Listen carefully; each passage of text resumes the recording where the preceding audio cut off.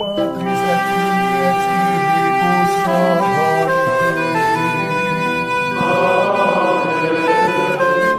Dominus vobiscum.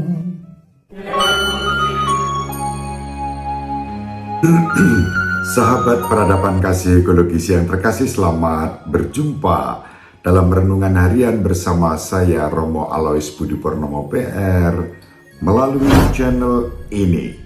Semoga panjenengan selalu sehat, tetap semangat tanpa sambat, dan selalu bahagia kebahagiaan yang bersumber dari Tuhan Allah kita. Kita awali perjumpaan kita dengan bersatu di dalam doa. Allah Bapa yang Maha Pengasih dan Penyayang, kami bersyukur kepadamu. Pada hari ini melalui Injil Lukas kami berjumpa dengan Yesus Kristus Putramu yang digambarkan ditolak di awal pewartaannya dengan pewartaan yang baik, namun berhadapan dengan orang-orang sekampung halaman, Yesus justru ditolak oleh mereka.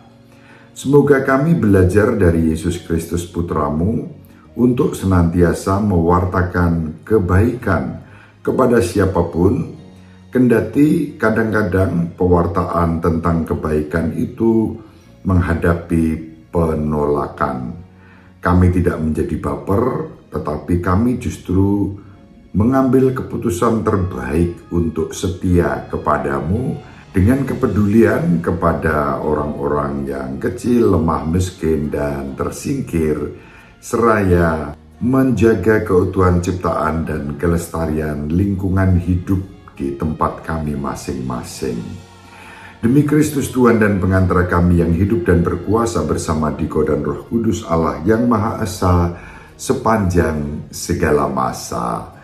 Amin. Sahabat peradaban kasih ekologis yang terkasih, mari kita baca Injil Lukas bab 4 ayat 16 sampai 30. Sekali peristiwa, datanglah Yesus di Nazaret, tempat ia dibesarkan. Seperti biasa pada hari Sabat ia masuk ke rumah ibadat. Yesus berdiri hendak membacakan kitab suci, maka diberikan kepadanya kitab Nabi Yesaya. Yesus membuka kitab itu dan menemukan ayat-ayat berikut. Roh Tuhan ada padaku, sebab aku diurapinya untuk menyampaikan kabar baik kepada orang-orang miskin, dan aku diutusnya memberitakan pembebasan kepada orang-orang tawanan, penglihatan kepada orang-orang buta, serta membebaskan orang-orang yang tertindas. Aku diutusnya memberitakan bahwa tahun rahmat Tuhan telah datang. Kemudian Yesus menutup kitab itu dan mengembalikannya kepada pejabat, lalu duduk. Lalu ia duduk dan mata semua orang dalam rumah ibadat itu tertuju kepadanya. Kemudian Yesus mulai mengajar mereka, katanya, pada hari ini, genaplah ayat-ayat kitab suci itu pada saat kalian mendengarnya. Semua orang membenarkan Yesus. Mereka heran akan kata-kata indah yang diucapkannya. Lalu kata mereka, bukankah dia ini anak Yusuf? Yesus berkata, tentu kalian akan mengatakan pepatah ini kepadaku, hai tabib, sembuhkanlah dirimu sendiri. Perbuatlah di sini, di tempat asalmu ini. Segala yang kami dengar telah terjadi di Kapernaum. Yesus berkata lagi, aku berkata kepadamu, sungguh tiada nabi yang dihargai di tempat asalnya.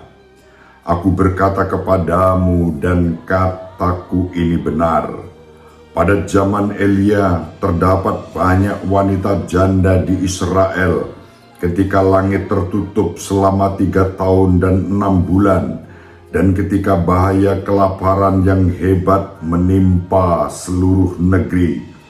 Tetapi Elia diutus bukan kepada salah seorang dari mereka, melainkan kepada seorang wanita janda di Sarfat di tanah Sidon. Dan pada zaman Nabi Elisa, banyak orang kusta di Israel, tetapi tiada seorang pun dari mereka yang ditahirkan selain Naaman, orang Syria itu. Mendengar itu sangat marahlah semua orang di rumah ibadat itu. Mereka bangkit lalu menghalau Yesus keluar kota dan membawa dia ke tebing gunung tempat kota itu terletak untuk melemparkan dia dari tebing itu. Tetapi Yesus berjalan lewat tengah-tengah mereka lalu pergi. Demikianlah sabda Tuhan. Terpujilah Kristus. Sahabat peradaban kasih ekologis yang terkasih, Injil yang kita baca pada hari ini sangat dramatis. Injil Lukas bab 4 ayat 16-30.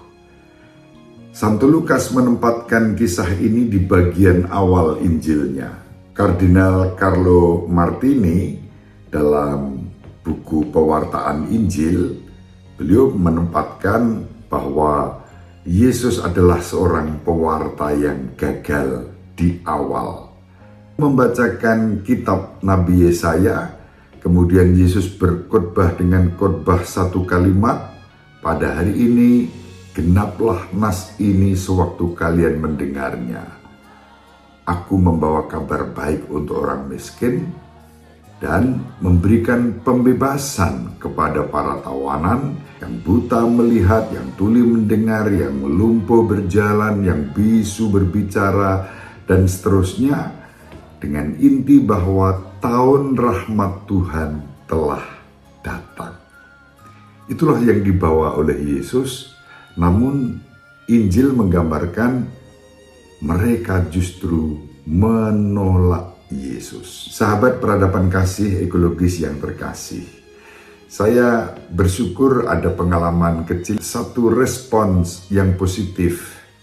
Pada hari Sabtu yang lalu saya misa di salah satu gereja di Paroki Wates, di gereja Santo Yusuf Kokap.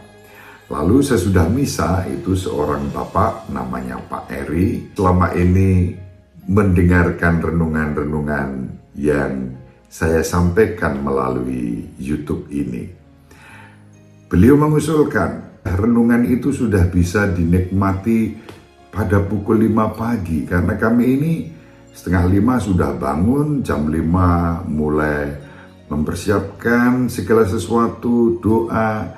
Lalu renungan yang Romo unggah dan bisa dinikmati jam 5 pagi itu akan sangat membantu kami. Beliau punya pengalaman ketika renungan masih saya premier di jam 6, itu setengah 5 sudah bangun, jam 5 kemudian memasak dan seterusnya, jam 6 notifikasi bunyi, dia mendengarkan, konsentrasi mendengarkan renungan, lalu ternyata masakannya gosong.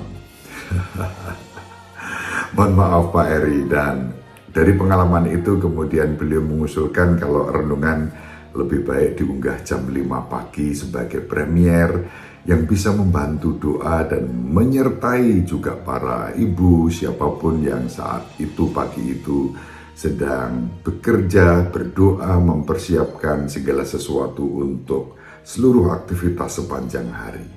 Itulah sebabnya mulai hari Minggu tanggal 3 September notifikasi untuk renungan harian sudah bisa dinikmati setiap jam 5 pagi.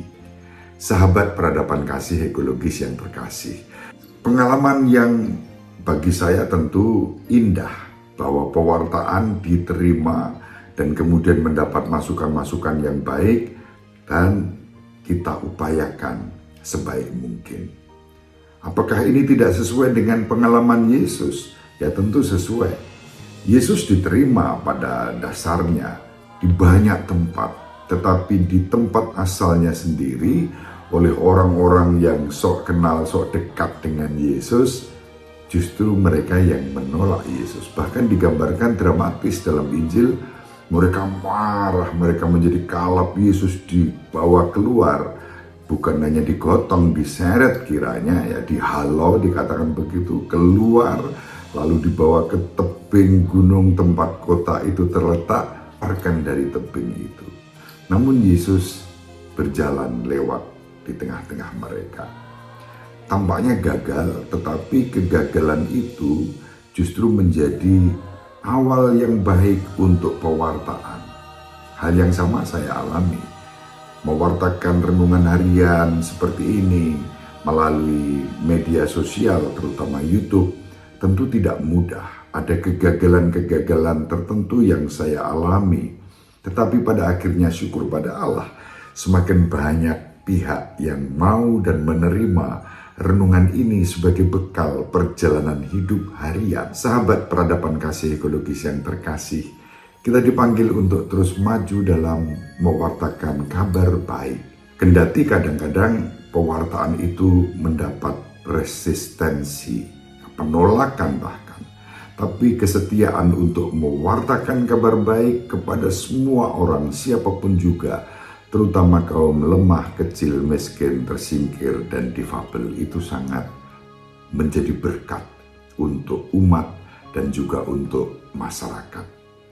Mari kita saling mendoakan, melalui cara hidup kita masing-masing, kita selalu mewartakan kebaikan kepada siapapun yang kita jumpai, sehingga damai sejahtera, tahun rahmat, sukacita, dan kebaikan terus-menerus mengalir di dalam kehidupan kita. Ibu Maria selalu mendoakan kita, Bapak Yusuf merestui kita dengan keheningannya. Semoga panjenengan semua sahabat peradaban kasih ekologis yang terkasih bersama seluruh anggota keluarga dimanapun berada, dibimbing, dilindungi, dan diberkati oleh Allah yang Maha Kuasa, Bapa dan Putra dan Roh Kudus. Amin. Terima kasih, salam sehat, tetap semangat tanpa sambat, selalu bahagia. Kebahagiaan yang bersumber dari Tuhan Allah kita. Salve, shalom, salam sejahtera, berkah dalam. Selamat beraktivitas.